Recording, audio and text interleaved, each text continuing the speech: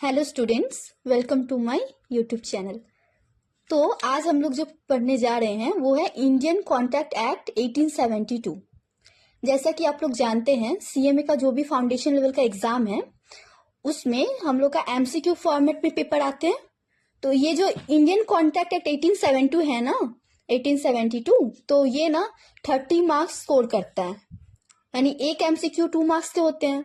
तो 15 एमसीक्यू जो है वो सिर्फ और सिर्फ इंडियन कॉन्ट्रैक्ट एक्ट 1872 से आता है, जो कि हमारे लॉ है सीएमए मैट के अंदर। तो ये टोटल हमारा 30 मार्क्स कैरी करता है। तो ये सबसे ज्यादा इंपॉर्टेंट है, सबसे ज्यादा इनमें। जैसे कि आप लोग जो आपका सीएमए का मैट है, आप उसमें आप चेक कर सकते हो। यहाँ पे देखिए, यहाँ पे सबसे ज्यादा 30% किसमें है? Indian contract act 1872। तो ये सबसे ज्यादा मार्क्स स्कोरिंग है। तो हम लोग टाइम वेस्ट किए बिना हम लोग अभी स्टार्ट करेंगे। एंड आई प्रॉमिस, मैं पूरा ट्राई करूंगी कि आप लोगों को पूरा नॉलेज दूं। स्टार्टिंग में ये स्टार्टिंग चैप्टर है, मतलब हम लोग जो अभी लॉ से मैंने जो अपलोड किया है, इससे पहले मैंने लॉ से रिलेटेड नहीं किया था, अब मैं लॉ से रिलेटेड कर रही हूँ। तो मैं ट्राई करूंगी कि ये बहुत ही ज्यादा अंडरस्टैंडिंग हो। जैसे मैंने इसे स्टार्टिंग में समझा था, मैं उससे भी बेटर तरीके से आपको समझाने जा रही हूँ। तो आप लोग भी इसे कंसंट्रेशन के साथ देखना। हम लोग पूरा लाइन बाय लाइन नहीं पढ़ेंगे, इसे मैंने ऐसे सॉर्ट किया है ना, जैसे जो जो सिर्फ इंपॉर्टेंट है, बस जो मैं अभी कराऊंगी बस उतना इंपॉर्टेंट करना। And I definitely sure, trust me, आप लोग एमसीक्यू खुद करने लग जाओगे। एंड लास्ट में इसके एमसीक्यूज भी हम लोग देखेंगे, मैथ प्लस हम लोग आईसीएमआई के वेबसाइट्स के चेक करेंगे। तो हम लोग अभी इसे समझते हैं। तो आज मैं इसका बेसिक स्ट्रक्चर बताने जा रही हूँ, देन टॉपिक वाइज इसे हम लोग पूरा कंप्लीट करेंगे। तो अगर मैं आपसे कहूं, आज सुबह उठते ही आपने 3-4 कॉन्ट्रैक्ट्स कर लिए, मतलब ये इंडियन कॉन्ट्रैक्ट 1872 है ना। तो अगर मैं आपको कहती हूं कि आपने आज सुबह उठते ही 3-4 कॉन्ट्रैक्ट कर लिए, तो आप क्या बोलोगे? आप क्या मानोगे? बताइए। लेकिन जब आप दुकान से चाय खरीदते हो, या फिर जब आप अमेजोन से ऑर्डर करते हो, या फिर जब दोस्तों से बोलते हो कल पैसा दे दूंगी, ये सब क्या है? ये सब कॉन्ट्रैक्ट और कुछ नहीं है। पहले समझो बात को जो मैं बोल रही हूँ। आज से हम लोग शुरू कर रहे हैं इंडियन कॉन्ट्रैक्ट एक्ट 1872, बिल्कुल जीरो से, बेसिक से, एकदम स्टोरी स्टाइल में मैं बताऊंगी, ठीक है। तो इसके लिए ना हमें ना 2 चीज है जो एकदम रट लेना है। पहली बात तो ये कि इसका ईयर, ये तो चैप्टर में ही दिया है, मतलब ये आपको भूलना ही नहीं है, ये एकदम ही आपको भूलना नहीं है। ये ईयर आपको हमेशा याद रखना है। And the second thing is कि हम लोग को ऐसे याद रखना, जैसे जैसे मैं लिख रही हूं ना, आप वैसे वैसे लिखते जाना, ठीक। तो first thing is the Indian contract act 1872, ये केम इनटू फोर्स कब हुआ था? केम इनटू फोर्स ऑन 1 सितंबर 1872। तो ये तो आपको ईयर तो आपको याद रहने ही वाला है, लेकिन ये कम इनटू फोर्स क्या हुआ? तो मतलब ये जो है ना, कम इनटू फोर्स कब से लागू हुआ था, इसका मीनिंग होता है। तो ये आपको हमेशा याद रखना, बिकॉज ये सिर्फ आपके एमसीक्यू के जो मतलब फॉर्मेट है ना, तो उसमें ही सिर्फ नहीं, आपके जो सीएमए मैट है उसमें ही नहीं, हालांकि ये आपके पास्ट एग्जाम्स पेपर है उसमें भी आपको बहुत ही ज्यादा परसेंटेज में मिलेगा ये क्वेश्चन कि ये केम इनटू फोर्स कब हुआ था। तो ये एक याद रखना है, यहां से आपका है एमसीक्यू आता है, ठीक है। तो ये 1 सितंबर से लागू हुआ था। एंड मेक श्योर ये एक एज अ कॉमन सेंस आप ये समझ सकते हो, इसका ईयर आप फोकस करो। 1872 मतलब हमारा जो इंडिया है वो इंडिपेंडेंस हुआ था 1947, यानी कि ये हमारा स्वतंत्रता से पहले का ईयर है। तो ये ना कभी कभी पूछ लेता है कि ये किसके द्वारा बनाया गया था। ये एक्ट तो वैसे तो पार्लियामेंट से पास हुआ, पार्लियामेंट तो उससे पहले से है, बट ये जो है ये किसके द्वारा पास किया था? तो ये हमारा किसने बनाया था? तो ऑप्शन में आता है हमारा, देखो, ब्रिटिश लॉ आएगा, इंडियन लॉ आएगा, ये सब रहेगा। तो ये हमारा ब्रिटिश काउंसिल ने बनाया था, ठीक है।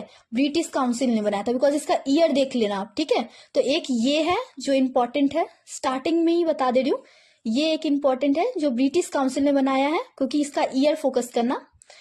क्योंकि ऐसे इंडियन कॉन्ट्रैक्ट एक्ट है ना, तो इंडियन देख करके कितने सारे स्टूडेंट्स थे जाके पास्ट पेपर्स में है, तो सब ज्यादा से मिस्टेक वही हुआ है कि वो लोग इंडियन लॉ बता के, लेकिन ऑप्शन में रहता है British law, Indian law, Indian council, British council, तो ये ईयर देख के हम लोग को ब्रिटिश काउंसिल समझ लेना है, ठीक है। एंड केम इनटू फोर्स कब हुआ था, तो ये चीज याद रखना, 1 सितंबर। अब जाते हैं इसके आगे जो कि हम लोग जानने वाले हैं। तो पहला हम बेसिक स्ट्रक्चर समझेंगे आज इंडियन कॉन्ट्रैक्ट एक्ट का, उसके आगे फिर हम लोग देखेंगे क्या है, ठीक है। तो बेसिक स्ट्रक्चर, तो आप बस कॉमन सा सेंस बताओ, जैसे कि मैंने इसे समझा था उसी बेसिक में मैं आपको समझाऊंगी, एंड डेफिनेटली श्योर कि आप समझ जाओगे, ओके। तो आप लोग ज्यादा कॉन्सेंट्रेशन रखना, ठीक है, समझना बात को, ओके। तो कोई भी चीज बनने के लिए ना, हमें हमेशा सबसे पहले कोई भी चीज के लिए हमें जब लाइक अभी हम लोग कॉन्ट्रैक्ट समझने डालेंगे कि व्हाट इज कॉन्ट्रैक्ट, कॉन्ट्रैक्ट है क्या, पहला तो क्वेश्चन ये उठता है इस एक्ट के अंदर, क्योंकि इसका नाम है इंडियन कॉन्ट्रैक्ट एक्ट। तो ये कॉन्ट्रैक्ट जो है, कॉन्ट्रैक्ट है क्या, तो इसके लिए हम लोग पहले एक बेसिक फॉर्मेट समझेंगे, बेसिक स्ट्रक्चर एक कॉन्ट्रैक्ट का, ठीक है।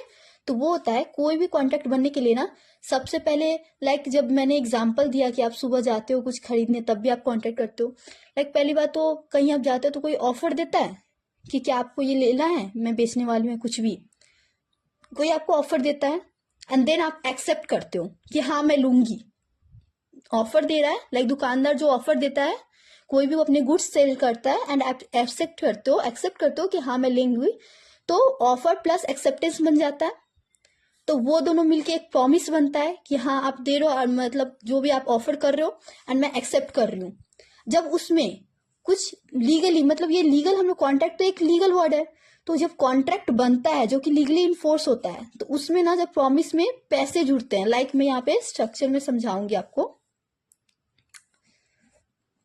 जब भी कोई ऑफर देता है और उसके साथ एक्सेप्टेंस जुड़ता है, तब जाके बनता है हमारा प्रॉमिस।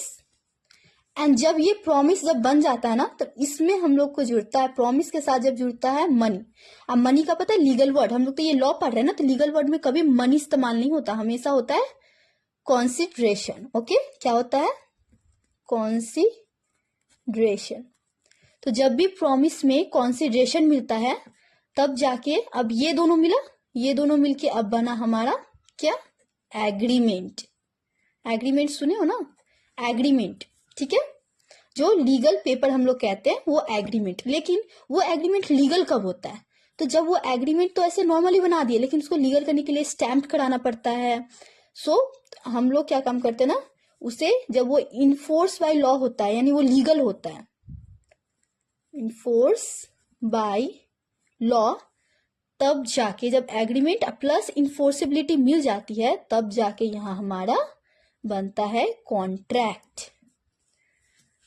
देखो तो कॉन्ट्रैक्ट कैसे बनता है, जब भी कोई ऑफर देता है एंड हम लोग एक्सेप्ट करते हैं, तब जाके प्रॉमिस बनता है।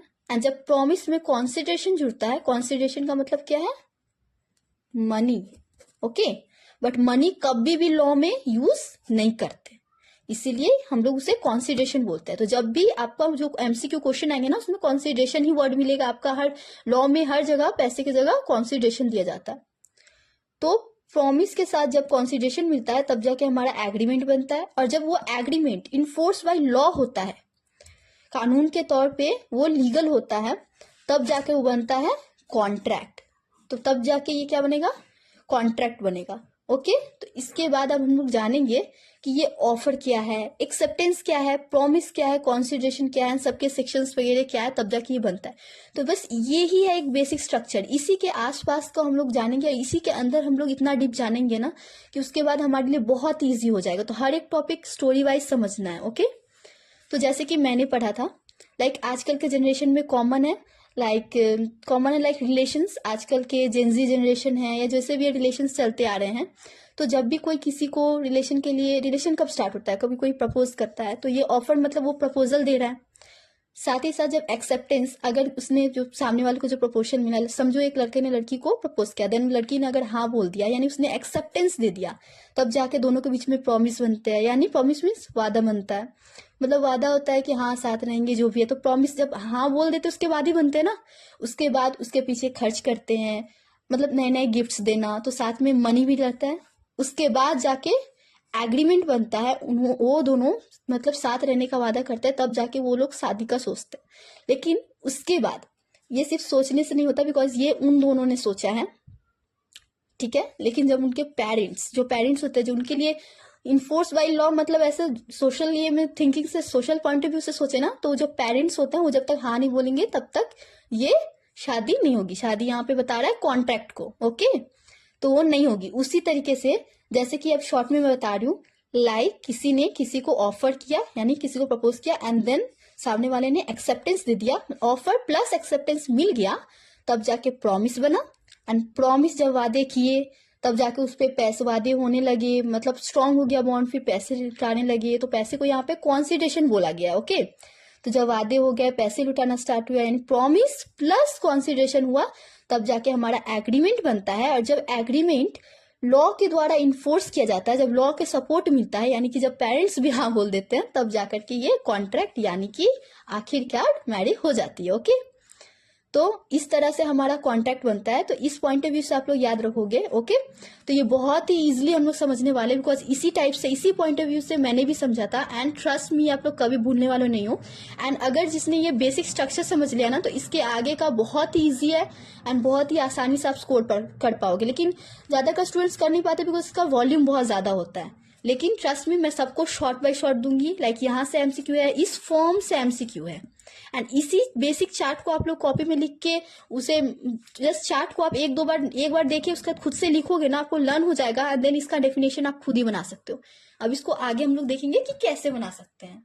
सो आप लोग जो है ना, इसे ना एक फेयर कॉपी में अच्छे से लिख लेना। एंड इसमें से ये जो अभी मैंने बताया ना, इसमें से कब ये इन्फोर्स हुआ था, ये एमसीक्यू में आपको आता ही है। एंड ये कौन सा लॉ है? ब्रिटिश लॉ, ब्रिटिश काउंसिल ने बनाया था, ठीक है। बिकॉज इसका ईयर देख लेना, इंडिपेंडेंस से पहले का है, ठीक है। एंड ये बेसिक चार्ट याद रखना। अब हम लोग जानेंगे कि इंडियन कॉन्ट्रैक्ट एक्ट 1872 है, इसमें हम लोग को मतलब क्या क्या पॉइंट्स पढ़ने हैं, ठीक है। तो मैं यहाँ पे 4 पॉइंट्स बताऊंगी जो इसके अंदर मेनली रिलेट करता है। ये है हमारा फॉर्मेशन ऑफ कॉन्ट्रैक्ट, पहला जो कि हमने अभी कंप्लीट किया, कि कॉन्ट्रैक्ट बनता कब है। दूसरा है जहां से एमसीक्यूज आते हैं, जिसको समझना है, जिस पॉइंट्स को, ये वीवीआई के लिए बहुत ही इंपॉर्टेंट है, validity of contract. Validity of contract second point में जब हम लोग डिस्कस करेंगे तो उसमें होगा। एंड द थर्ड पॉइंट होगा इसका, टोटल 4 ही पॉइंट्स है, इसी के इर्द गिर्द आपके सारे एमसीक्यूज बनेंगे, ओके। तो जितना मैं समझा रही हूँ बस उसको ही आपको पढ़ के जाना, एकदम शॉर्ट में, जैसे मैंने लिखा है ना वैसे शॉर्ट में आप कॉपी में लिख लेना, ठीक है। एंड द थर्ड पॉइंट होगा हमारा परफॉर्मेंस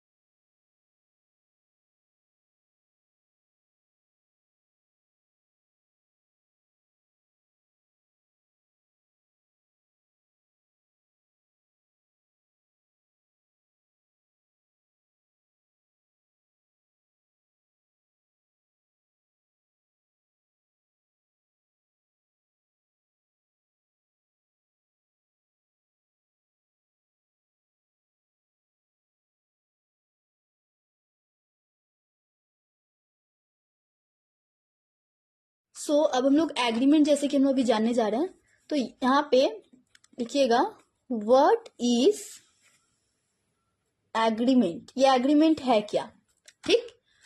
एकदम सिंपल वे में जा रहा है, एकदम सिंपल वे में एंड शॉर्ट है। देखो जैसे कि आप लोग देख सकते हैं यहाँ पे एक पेज जो है, एक पेज में हमने अभी पूरा बेसिक समझा भी एंड जो जो इंपॉर्टेंट है मैंने बता दिया है, वही आपको ध्यान रखना है एंड डेफिनेटली श्योर पूरा चैप्टर आपको समझ आ जाएगा। एट द एंड आप मेरा वीडियो देखते जाना, ओके, आपको समझ आएगा।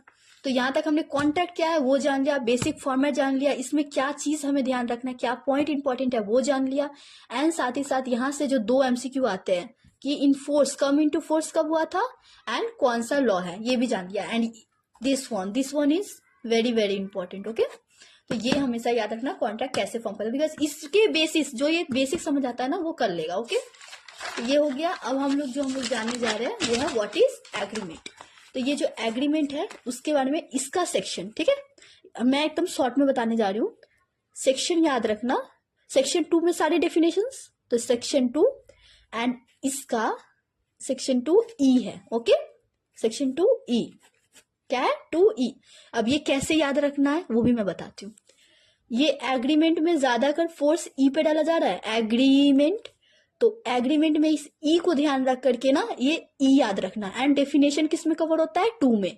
तो 2 तो भूलना मत, बिकॉज किसका भी डेफिनेशन उस चार्ट जो मैंने बेसिक स्ट्रक्चर बताया ना उसमें से किसी का भी डेफिनेशन आप बनाते हो तो उसमें डेफिनेशन 2 सेक्शन 2 में होगा, बट उसके अंदर जो है वो ये ई से याद है। इसी तरह मैं जो जो बताऊंगी ना सबका शॉर्ट फॉर्म बताते जाऊंगी, ओके। तो ये सब जो हाईलाइट करेगा एंड ये सारी चीजें हमारी MCQ बेस्ड में आती है।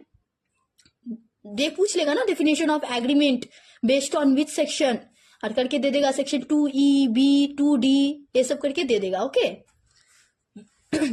तो अब हम लोग जानने जा रहे हैं कि एग्रीमेंट का कैसे होगा। तो एग्रीमेंट के बारे में हमने क्या समझा था, हमने समझा था agreement equal to offer plus acceptance. जब बन जाता था तब जाके हमारा प्रॉमिस बनता था, प्रॉमिस बनता था। मैं भी तोड़ के बता रही हूँ, ओके, जैसा कि आके आपको याद रहे। ऑफर था, आपसे एक्सेप्टेंस बना तो प्रॉमिस बना। प्रॉमिस में जब मतलब क्या लगा, पैसा। पैसा को हम लोग मनी बोलते हैं, बट लॉ में मनी की जगह कॉन्सिडरेशन बोलते हैं। कॉन्सिडरेशन लगा तब जाके बना हमारा एग्रीमेंट। याद आया कुछ? तो ये जो है जो भी है, ठीक है, प्रॉमिस एंड कंसिडरेशन मिला तब जाके एग्रीमेंट बना। तो क्या इसका हम लोग इस तरह से हम लोग इसको समझेंगे, ठीक है। इसको हम लोग अभी समझेंगे। इसका सेक्शन याद रखना है MCQ के लिए आपको, ठीक है। हाँ, समझना है कि एग्रीमेंट क्या है, ठीक है। तो अच्छे से सुनना, मैं एक एग्जाम्पल लेती हूँ। एग्जाम्पल में यहाँ पे लिखती हूँ, ठीक है। Rahul says I will sell my phone for 10,000, okay. मैं एक एग्जाम्पल ले रही हूँ जहां पे एक राहुल और एक ये मैं हूं, ओके। खुशी says okay I will buy, ठीक है। तो यहाँ पे आप ध्यान से देखना, यहाँ पे राहुल है, उसने ऑफर किया I will sell my phone for 10,000। Offer है, यहाँ पे मैंने एक्सेप्ट किया ओके बोल के, एक्सेप्टेंस भी है। ऑफर है, एक्सेप्टेंस है, साथ में प्रॉमिस बन गया। ऑफर एक्सेप्टेंस मिलते ही प्रॉमिस फॉर्म हो गया ना। अब हमें क्या चाहिए, इसमें कॉन्सिडरेशन चाहिए। तो ये जो कॉन्सिडरेशन है, कॉन्सिडरेशन यानी क्या, मनी। यहाँ पे पैसे की बात है, हाँ पैसे भी है, फ्री में नहीं ले रही हूँ, पैसे हैं, ओके। तब जाके अब ये क्या बन जाएगा, एग्रीमेंट, ठीक है। तो ये सारी चीज से एग्जांपल से आपको क्लियर रखना है, ठीक है। एग्रीमेंट कैसे बनता है, जहां पे ऑफर प्लस एक्सेप्टेंस रहेगा, दोनों बन के तो प्रॉमिस हो ही जाता है एंड उसमें कॉन्सिडरेशन का बात बोला है, तब जाके वो एग्रीमेंट कहलाएगा। ये कॉन्ट्रैक्ट नहीं कहलाएगा, एग्रीमेंट। कॉन्ट्रैक्ट हम लोग जानेंगे उसके बाद, ओके। तो यहाँ पे ऑफर है, यहाँ पे एक शॉर्ट में आप लोग लिखते जाएंगे, जैसे मैंने शॉर्ट में सब लिखा है वैसे लिखते जाना। ऑफर है, यस।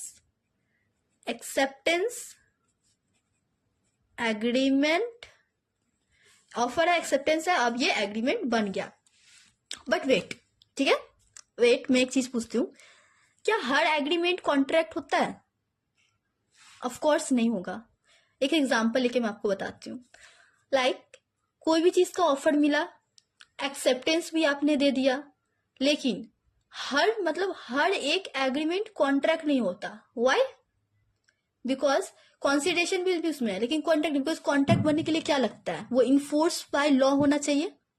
इन्फोर्स बाय लॉ होना चाहिए ना, मतलब हमने यहाँ पे पढ़ा था ना, देखिए हमने यहाँ पे पढ़ा था एग्रीमेंट जब बन गया, जैसे कि अभी तक एग्रीमेंट के बारे में हमने समझा, इन्फोर्स बाय लॉ होगा, लीगल होगा। इन्फोर्स बाय लॉ मतलब लीगल होगा, कानून के दायरे में जब वो लीगल हो जाता है ना, तब जाके कॉन्ट्रैक्ट कहते हैं। इसीलिए कानून के दायरे में लीगल होने से पहले जितना भी एग्रीमेंट बनेगा वो एग्रीमेंट तो है, बट क्या सब कॉन्ट्रैक्ट है? नहीं। जो इन्फोर्स बाय लॉ है वो ही कॉन्ट्रैक्ट है।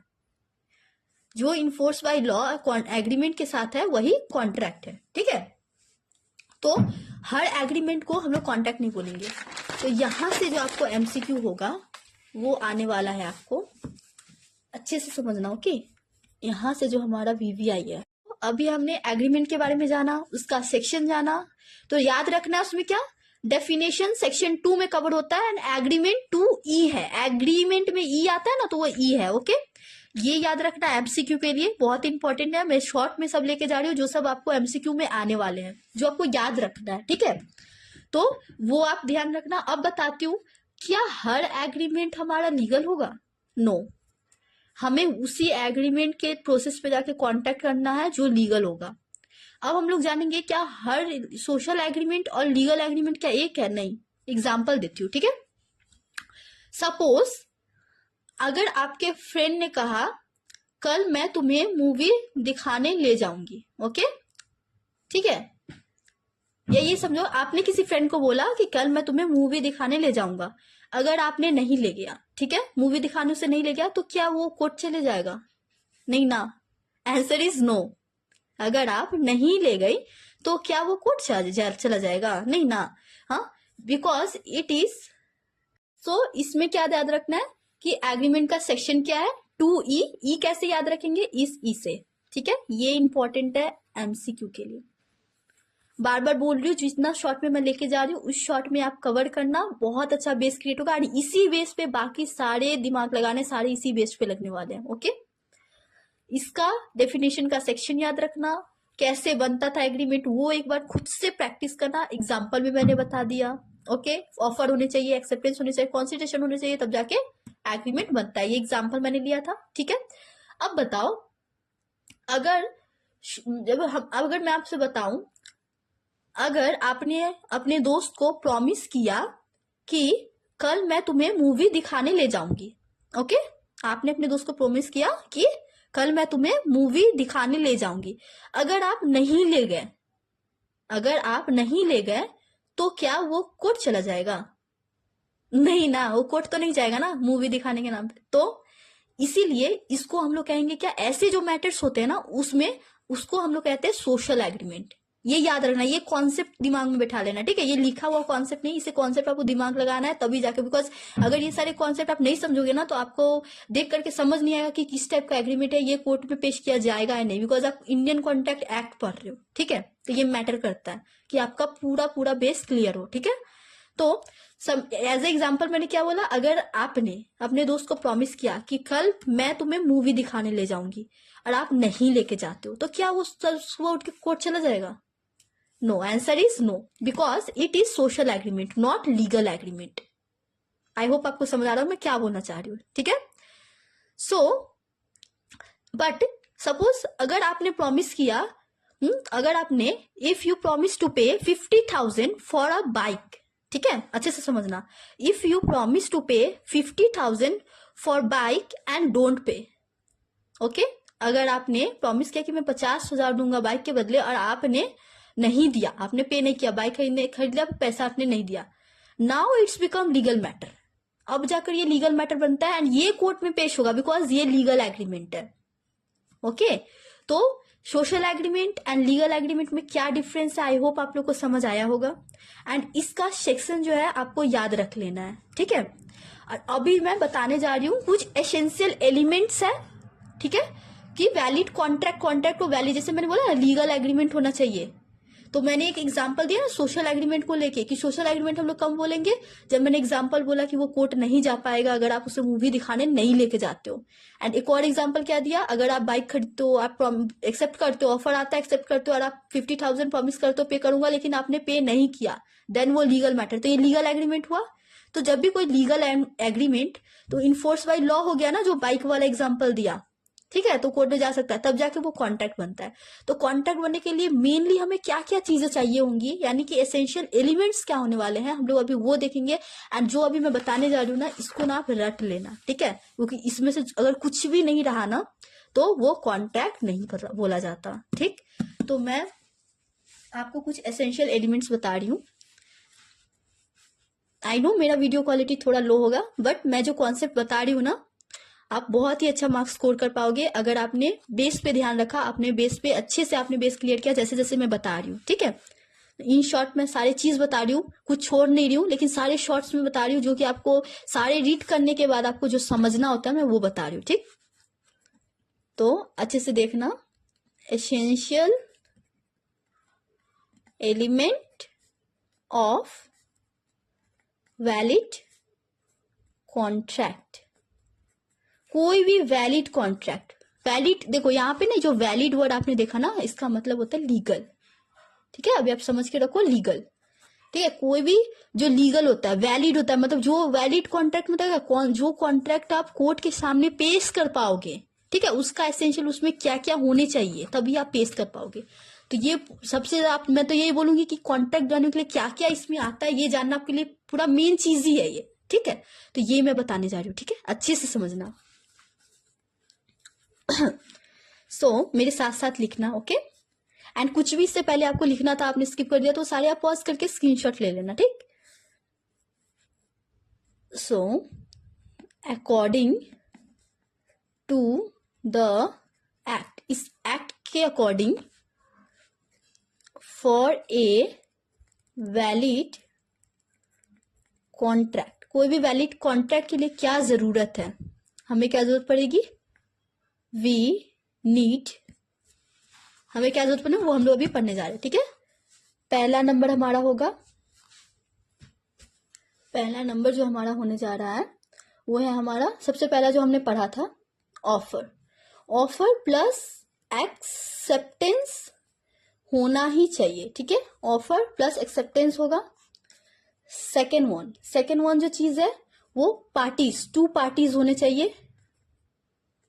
कॉन्ट्रैक्ट खुद से आप खुद के साथ कॉन्ट्रैक्ट नहीं कर सकते। ओके, तो ये जो कॉन्ट्रैक्ट बनेगा ना, कॉन्ट्रैक्ट बनने के लिए ना आपको 2 पार्टीज होने ही चाहिए। ठीक है, ये पूरा लिखा गया मैट में 2 पार्टीज होने चाहिए, ये सब रट लेना, मैं तो बोल पूरा रट लेना। ठीक है, and the third number is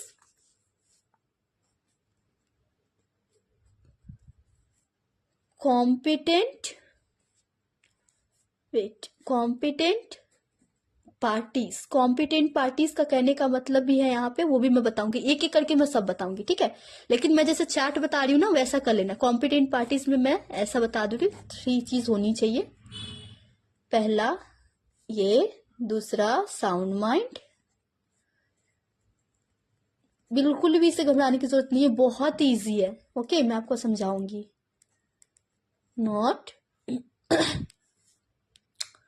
not disqualified by law of, yes. And fourth one is, ये पूरा रट लेना। ठीक है, कॉपी में मैं जैसे जैसे लिख रही हूँ वैसे वैसे लिखते जाओ।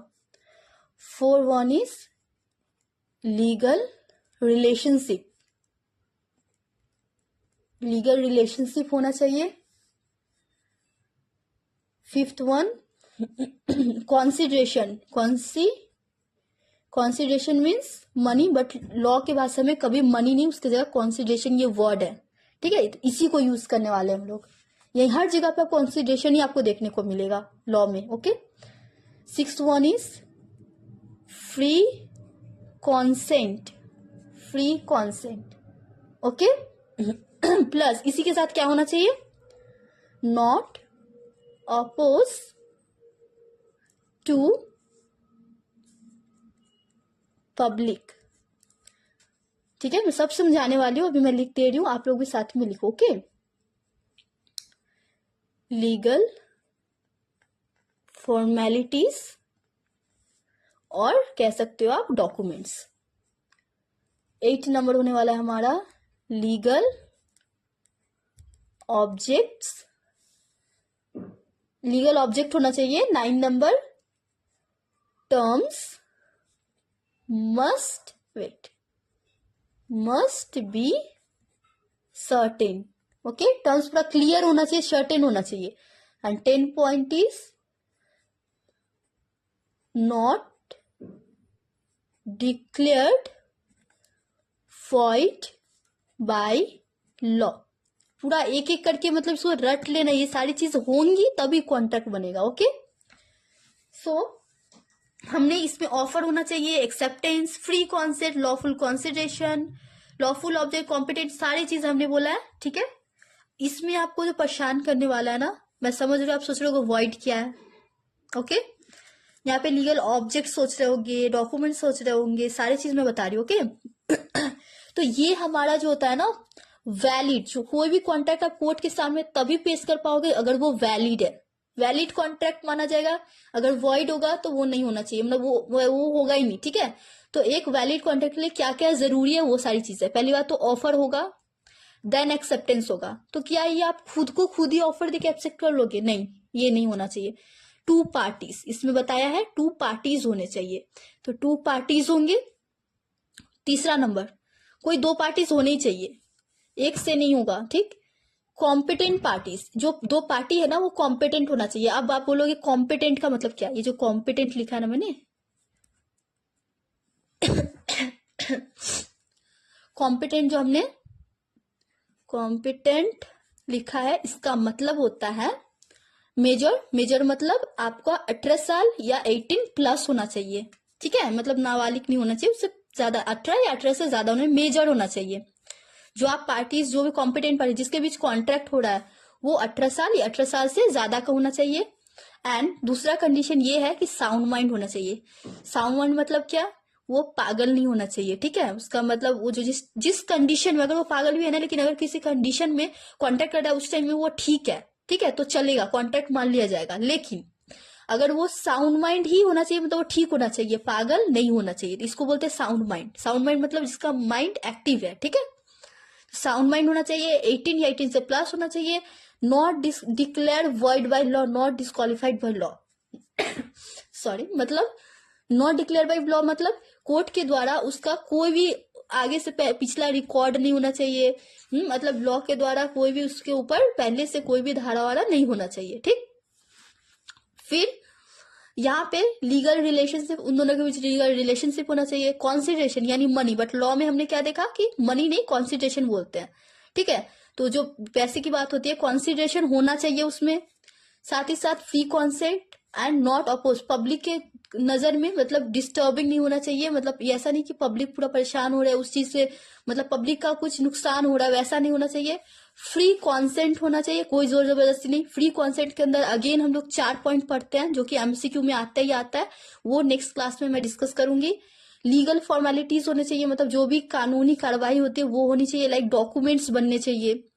लीगल ऑब्जेक्ट होना चाहिए, मतलब कोई भी मतलब इलीगल चीज नहीं होना चाहिए। ओके, इलीगल नहीं, लीगल होना चाहिए।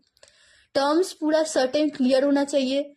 Not declare void by law, law ने उसे रद्द, वॉइड मतलब क्या होता है पता है? रद्द, रद्द करना, ये रद्द नहीं होना चाहिए। नॉट, ओके, रद्द लॉ कानून के नजर में वो गलत यानी रद्द किया हुआ नहीं होना चाहिए। ठीक है, अगर ये सारे होते हैं, अगर ये सारे होते हैं तब जाके ये हमारा वैलिड कॉन्ट्रैक्ट कहलाता है। तो इसे पूरा याद कर लेना, मैं बार बार बोल रही हूँ।